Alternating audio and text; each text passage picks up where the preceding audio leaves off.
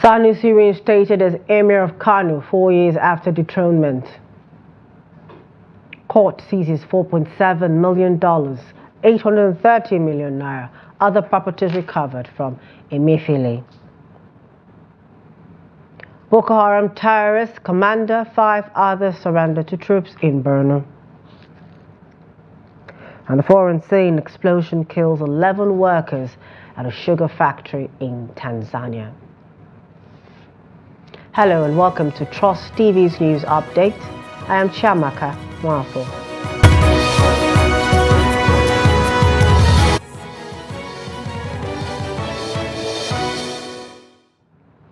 Thanks for joining us. Now, nearly 24 hours after his reinstatement, Emir Sanusi II has received his reappointment letter as the 16th Emir of Kano. This is coming after the State Assembly on Thursday amended the State Emirate Council law, which favored Sanusi's return on the throne of the Kano Emirate. It was conferred on me by the Kano State Emirate Council chiefs, meaning Appointment and Disposition Law of 1984, and in consonance with the Kano Emirate Council's Referral Law 2024, and supported by the recommendations of the Kano Emirate Council's kingmakers, who are here with us. I, Governor Abaki Yusuf of Kano State, have the singular pleasure to confirm the appointment of Sanusi Lamido Aminu Sanusi as the Emir of Kano and the head of Kano Emirate Council.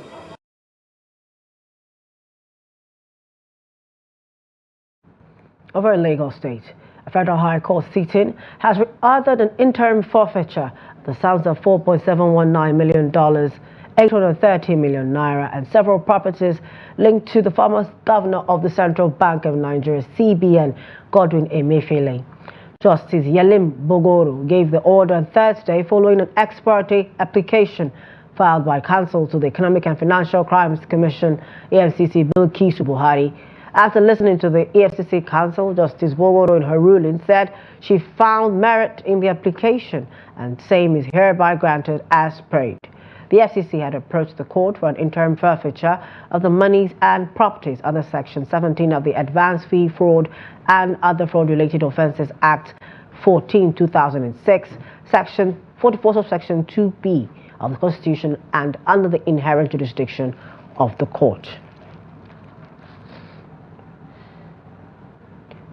The House of Representatives Committee on NAFDAC has described the action of the Director General, Professor Mojisola Adeyeye, not to honor its resolution as an affront of the rule of law. The House has also said that such action was a disrespect to the People's Parliament. The Vice Chairman of the Committee on National Agency for Food, Drug Administration and Control, Honorable Uchenna Okonkwo, said this in Abuja at a news conference. He said that NAFDAC was duly served with the resolution, adding that to the committee's greatest surprise, no action had been taken to implement the resolution. He also said that the agency had failed to comply with the directives 2 months after it was passed. If the regulation you pass according to the act, and you are the one that gave them the license to operate, if they have defaulted, the next place where you can go to stop them is judiciary. You have no right to just come. Up till now, so many of these people that have invested billions of naira in their factory are crashed down, and they're all Nigerians. We should think over it, and let's look at the circumstances of the condition of this country now. What we are passing through, if not the intervention that the Mr. President is bringing, that please the general public, we should call the DG to order.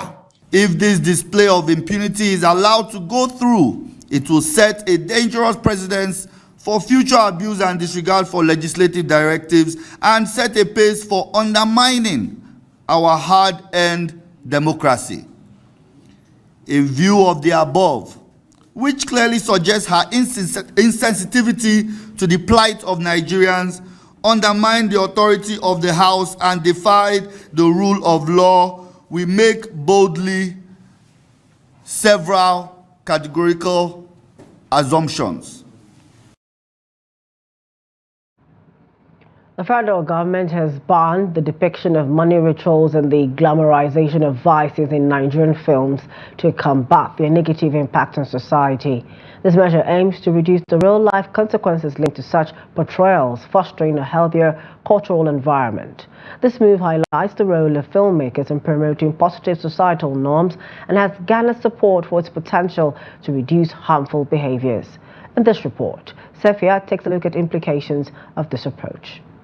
Nollywood movies have become part of the daily lives of Nigerians, providing entertainment, enlightenment, information, and so much more.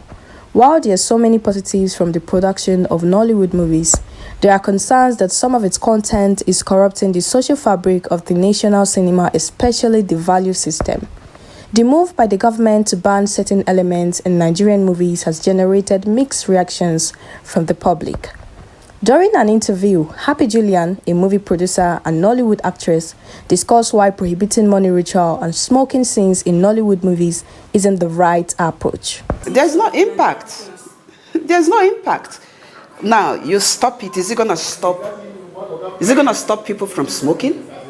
Is it going to stop people from money rituals? Is it going to stop anything? No, it's not going to stop. In fact, it's going to go more. The movie producer also stated that prohibiting these scenes will have no significant impact on the content and themes of Nigerian films. She argues that removing such acts from movies won't stop people from engaging in money rituals and smoking in real life. They should have, first of all, implemented in law by telling people to stop smoking and stop the money ritual, or probably pass a sentence. You know, when you do these things, you're going to get 5 years imprisonment. On the streets of Abuja, many are in support of the federal government's move to sanitize movie content for the betterment of society. Cancel all this rubbish, smoking outside. Before, when I was used, before you can see a person like this smoking in their head. For where? But now, they're just smoking like say they are drink water. But if you watch it, today's life, the thing is not telling any good.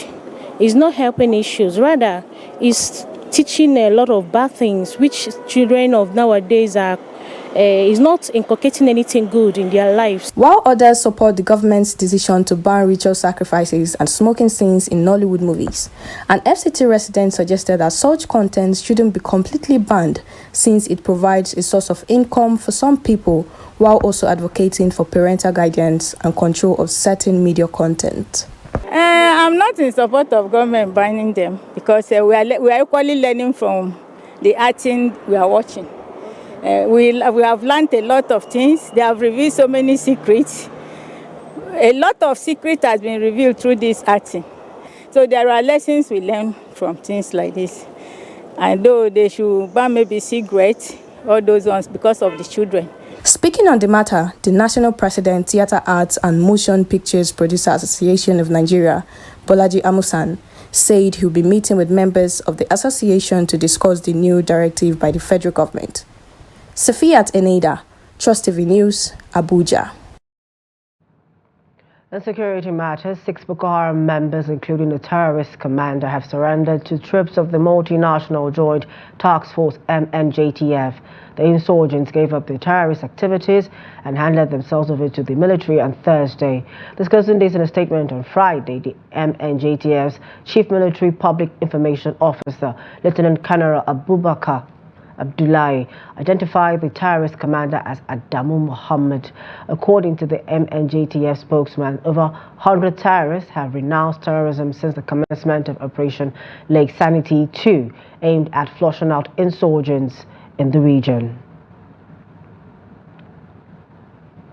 Troops have arrested a suspected kidnapper in Oyo State as part of efforts to get rid of criminal activities in the country. The army, in a Friday statement, said the suspect was apprehended in a stop-and-search operation along the Igboho-Igbeti Road in Igbeti local government area of the southwestern state. Elsewhere, troops acted on credible intelligence and raided a suspected kidnapper's hideout in Ajegule Pape in the Buari area council of Abuja, the nation's capital. The suspects were found in possession of one Beretta pistol, one pistol magazine, and 21 rounds of 9mm ammunition. The troops also recovered 5 ATM cards from different banks, 2 mobile phones, and suspected illicit drugs. Meanwhile, the 3rd Division of the Nigerian Army, Rukuba, near Jos, on Thursday, dismissed and jailed 6 of its personnel and sanctioned 2 others for committing various offences. The soldiers were dismissed and sanctioned by the General Court Martial of the division delivering the judgment. President of the Court Martial, Brigadier General Laifis Bello, said that the soldiers were sanctioned for having been found guilty of committing offences such as theft, selling of arms, criminal conspiracy, intimidation, and cheating of civilians, among others. He added that the court was convened in accordance with the provisions of the 1999 Constitution as amended, the Armed Forces Act Rules of Procedure of 1972, and other extant laws. He explained that the court found the convicted soldiers guilty of the offences, having diligently considered all the allegations brought before it against the accused. We record that this court, as convened by the General Officer Commanding 3rd Division, Nigerian Army, and Commander of Operation Sea Airborne, Major General A.E. Abubakar, was inaugurated on 17th February 2024. The court has since that time been conducting its proceedings in earnest. Many cases have been handled, and today, this court will deliver judgment on some cases treated so far. These sentences on counts 1 to 9 are to run consecutively. As the court pleases. Accordingly, the sentence of imprisonment in counts 1 to 9 includes reduction from the rank of warrant officer to private soldier and dismissal from the service. This brings to conclusion the case between the Nigerian Army and 95 NA of the 40 of the 3411, warrant of Sadaladi Shaggy. To continue with the normal military duties. His application, or he made an application on the ground that the sentence of this General Court Martial is not a custodial sentence, and he said convicted soldiers were still retained in the service, though the court has sentenced them. Over in Bayelsa State, its Governor Duoye Diri has announced that his administration will work together with the Nigerian Police Force to construct a suitable building for the Bayelsa State Police Command in Yenogwa. This is aimed at enhancing security measures and promoting professionalism within the force. The governor stated this during a courtesy visit by the Deputy Inspector General of Police in charge of South-South, DIG Sukari Pedro, at the Government House in Yenogwa. The DIG was on an official tour of state police commands and formations in the zone. Trust TV's Friday Emmaboy Peter tells us more. The governor, represented by his deputy, praised the professionalism exhibited by the police during the off-cycle governorship election as compared to previous elections in the state. Bayelsa election, of the 3 off-cycle elections that were conducted, was adjudged the best both by local, international, and even spiritual observers. So I want to thank you very, very much for being a very professional police that you are. The South-South has always had the best, and so we didn't expect anything short of what you have done. So you are a very good ambassador of the South-South in terms of your character and in terms of your profession. We were very, very, very impressed. Your men, from the last officer, from the most least rank of officer. In addition, the governor criticized the recruitment criteria for the police and other federal government agencies, which are based on the number of local government areas in the state. They are giving the criminals a good chance for their money. By this time, if like you remark, this time, cult activities, militancy, and the rest of them, I think it's near zero in Bayelsa State now. So I commend them for that good job. getting a befitting state command is a thing that all of us need to put our hands together. Yeah, because right now, the Bayelsa State Command has remained in this makeshift area for too long. So we're wanting some kind of meeting, not just mere kissing, some meeting in this direction, so that collectively and gently, I believe when the governor comes, he will be able to stretch this further. So when the governor comes, I think we'll stretch that discussion and see how we can commence the building of a befitting state police command. The Deputy Inspector General of Police, DIG Sokari Pedro, stated that his visit to the state was part of an assessment tour of his zone. He commended Bayelsa State as one of the most peaceful states in recent times and assured collaboration to maintain this peaceful environment. Bayelsa is more peaceful than I used to know it some years ago. In fact, as at last month, when I checked the seat reps they sent to me, Bayelsa State, Rivers State, and Cross River recorded the lowest incidents of kidnapping, cultism, and armed robbery. So it's a plus.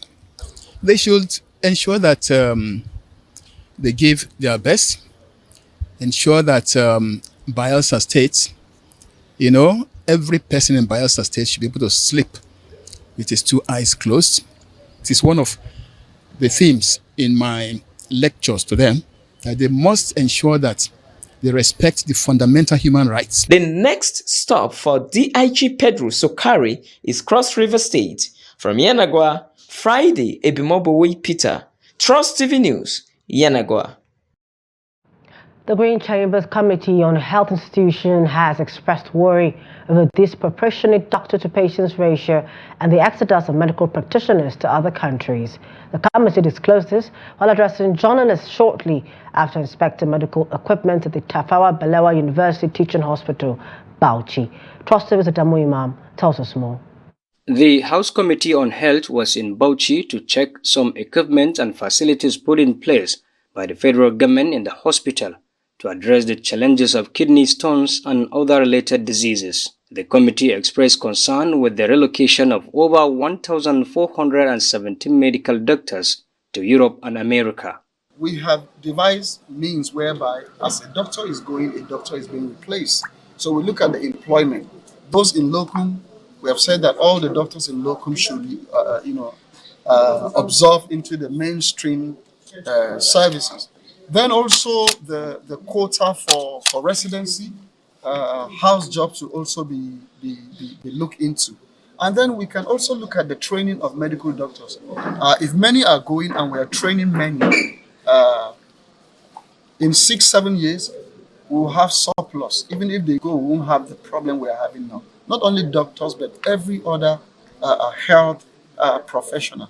Meanwhile, the medical director, Abubakar Tafawa Balewa University Teaching Hospital, Dr. Yusuf Jibrin, during the visit appealed for concerted effort from the federal government to address issues of power supply in the hospital. Our hospital is one of the A-band that has been doing top. Before, our electricity bill is not up to 50 million, but I'm talking to you now, last month they brought about 50 million per month. So you can imagine how can we get this money to pay. The committee assured of the federal government's commitment to addressing burning issues in the sector to ensure that Nigerian benefits from her pool of medical experts, whom it said has the capacity to meet the health needs of the country. Adamu Imam, Trust TV News, Bauchi. This is the news update on Trust TV. Still to come. Youth take to artisanal jobs for daily survival. More when we return. Please do stay with us. This is Trust TV, documenting the Nigerian story.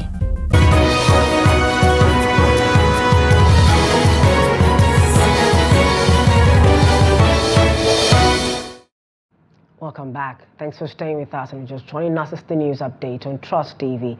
A recap of our top stories. Sanusi reinstated as Emir of Kano 4 years after dethronement. We also told you that court seizes $4.7 million, 830 million naira, other properties recovered from Emefiele. To more news. Governor Umar Namadi of Jigawa State has committed to improving the state's ranking in education through relevant investments in key areas of the sector. According to the governor, this would be achieved through comprehensive support for the Danmodi Student Care Program. The report. Governor Umar Namadi's administration prioritized sustainable development through human capital enhancement. Key to this vision is the promotion of education by ensuring access and support for the less privileged, thereby guaranteeing basic education for all residents. The initiative aims to create a strong foundation for long-term state development. Recently, 30,000 school uniforms were distributed to students with disabilities, 300 bicycles to underprivileged students, and wheelchairs for disabled students, among other forms of support. Today is a special day for us because we are honoring a special people today. You will all agree with me that the people we are gathered here for today are special people. In the first place, you have heard from the SSA Student Affairs that we are giving 30,000 sets of uniform to students that dropped out of school because they cannot afford to get uniform. Again, we are giving 30 vulnerables a bicycle that they can use to go to school. Today, we are also honoring 30 blind men with the reading and materials for their own studies in their own school. Effort that you have done, Your Excellency, in ensuring that the people of Jigawa State are well educated is very important. I therefore call on the entire people of Jigawa State to ensure that they give His Excellency and his government the support to ensure that they achieve this all-important work. The SSA to the governor, who has done his best to ensure that this program is put in place, is very, very important. I must commend you. I must commend your effort and that of His Excellency the Deputy Governor, under who is chairing this exercise, to ensure that everything is done successfully.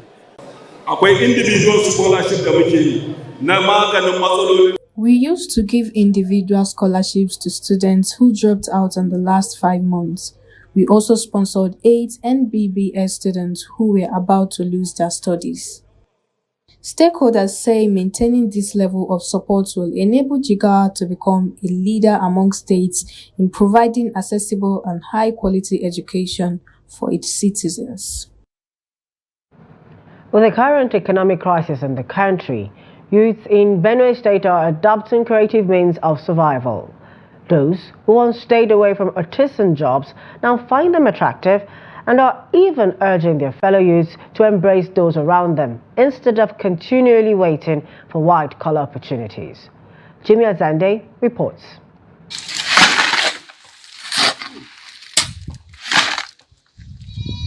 The building and construction industry, with its various components, is providing the easiest pathway to both skilled and unskilled labor in Benue State, apart from farming.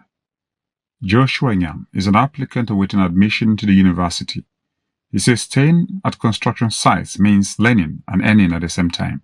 Actually, I'm an applicant. I graduated from the secondary school last year, and then while waiting for my admission, I decided to involve myself in working here in the site, learning how to build and then keeping myself company and keeping myself busy instead of sitting at home idling around and demanding for some of my basic need.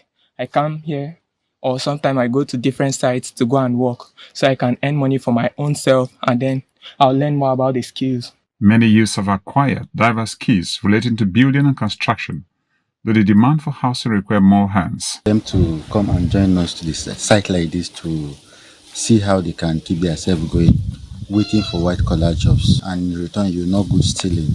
And in this place you can still be learning the skills, building too. So I think it will be a help to the youth at large. Unlike in the past, many youths are now jettisoning The idea of waiting for white-collar jobs. This is one of the things you can do to earn your money and then keep your time, keep yourself busy, and then keep yourself free from other vices or from negative thoughts. To discover that certificate is not working any longer. Besides that, that is why nobody should go to school with the mindset that after graduation, I will come back and I will be employed. Economists say, in a tough economic climate like the one Nigeria is experiencing, only those with some form of goods and services to offer can survive. Hence, the need for more youths to acquire in-demand skills. Jimmy Azandi, Trust TV News, Makurdi. In business, Nigeria's gross domestic product GDP grew by 2.98% year-on-year in real terms in the first quarter of 2024. A report by the National Bureau of Statistics (NBS) stated that the figure was higher than the 2.31% recorded in the first quarter of 2023, but lower than the fourth quarter of the same year, growth of 3.46%. It states that the performance of the GDP in the first quarter of 2024 was driven mainly by the services sector, which recorded a growth of 4.32% and contributed 58.04% to the aggregate GDP. The report stated that there was a rise in the average daily oil production to 1.57 million barrels per day, higher than the daily average production of 1.51 million barrels per day recorded in the same quarter of 2023.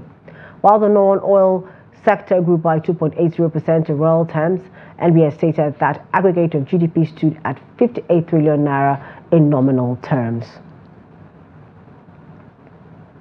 On a foreign scene, 11 workers of a sugar factory have been killed following an explosion at the factory, which is located in Tanzania.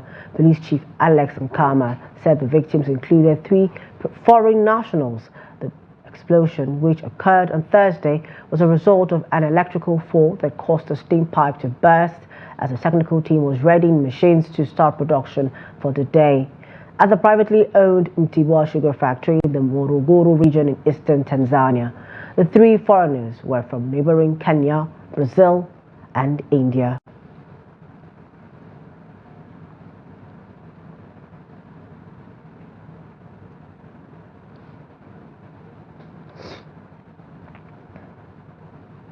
And in sports, Barcelona has sacked manager Xavi, with former Bayern Munich boss Hansi Flick set to replace him. Xavi will take charge of Barcelona for the final time on Sunday when they host Sevilla in the last La Liga match of the season. The 44-year-old, who had been contracted up until 2025, was informed of the club's decision during a meeting with club president Joan Laporta and sporting director Deco on Friday. Former Spain midfielder Xavi announced in January that he would leave the Camp Nou, but he was persuaded to stay by Laporta in April. And that's it for news update at this hour. For more news programs and documentaries, please do want to follow us on all our social media platforms and on our YouTube live stream. I am Chiamaka Mwafo, I'm part of this production team. Thank you so much for joining us.